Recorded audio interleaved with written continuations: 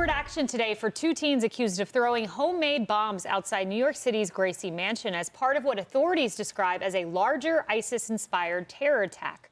Now, the NYPD says it's targeting online radicalization after foiling this plot. And take a look at these other examples of online radicalization that are also described as extreme and negatively impacting our youth.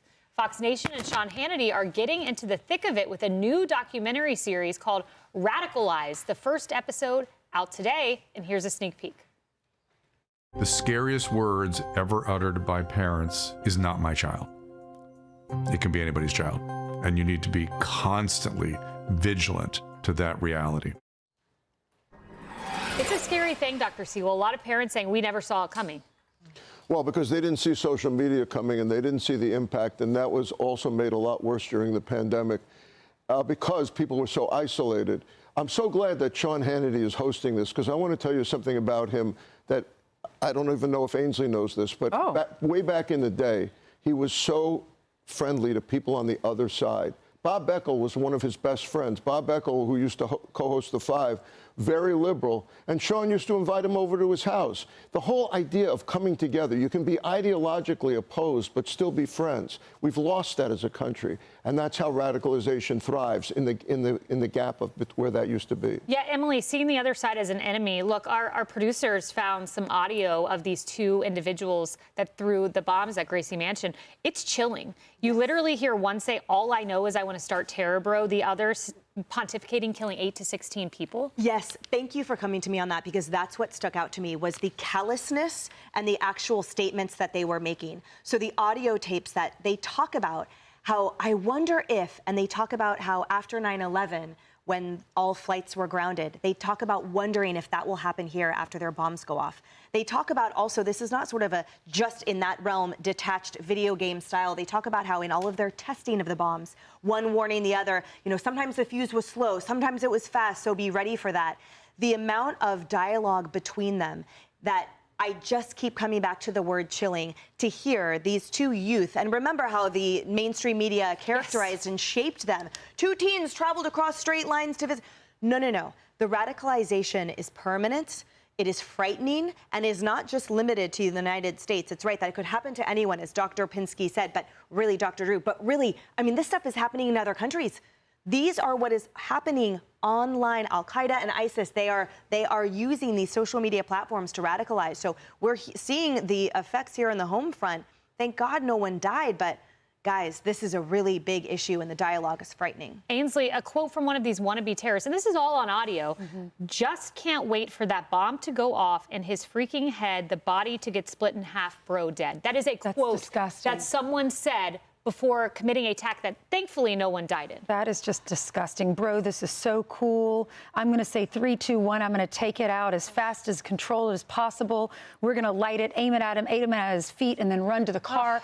Gross. This is evil. It's evil. And how do we get here? How do our children, remember Columbine, if y'all were old enough to remember that? Yes. And I thought, oh my gosh, who would have ever thought to do this to children? And now we're seeing it over and over. And if you look at how many there are too many for us to even report on all the time. So some of them aren't even reported on. It's just evil, and it's being manufactured, or it all is happening online. These are children that are isolated. They don't have a lot of friends usually. They don't socialize. The parents aren't paying attention to what they're doing online. Many of these killers, you go and you look into their bedrooms and they have pictures up of the Columbine guys or pictures up of other people who have murdered. It's just really sick. The parents have to know what their children are doing, and we need to somehow whoever owns these platforms needs to do a good job of monitoring them, because a lot of their ideas are talked about online.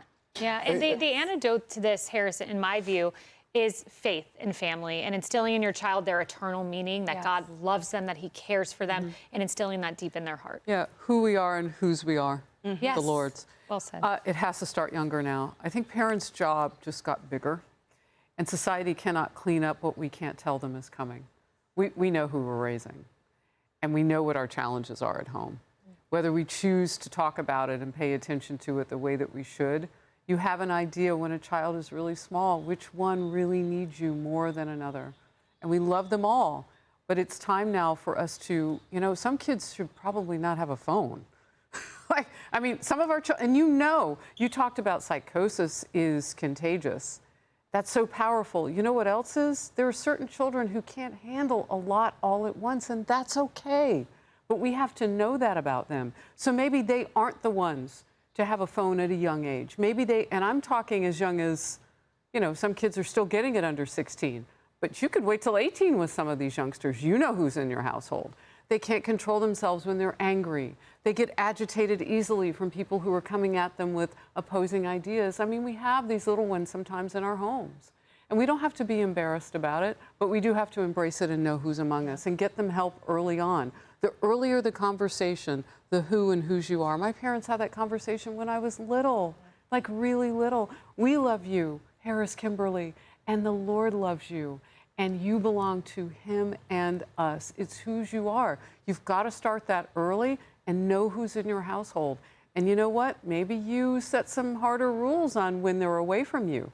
Like some kids, my mom used to say this, not everybody's built for a sleepover at 7. You like? And so we weren't allowed to have sleepovers and go to other people's houses until we were like 12.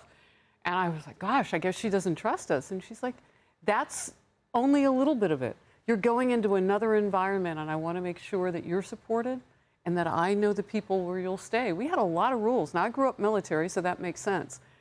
But you got to be involved on a different level, I think, now as a parent. Yeah, and knowing whose you are. I love that. That's beautifully said. Hey everyone, I'm Emily Campagno. Catch me and my co-hosts Harris Faulkner and Kaylee McEnany on Outnumbered every weekday at 12 p.m. Eastern, or set your DVR. Also, don't forget to subscribe to the Fox News YouTube page for daily highlights.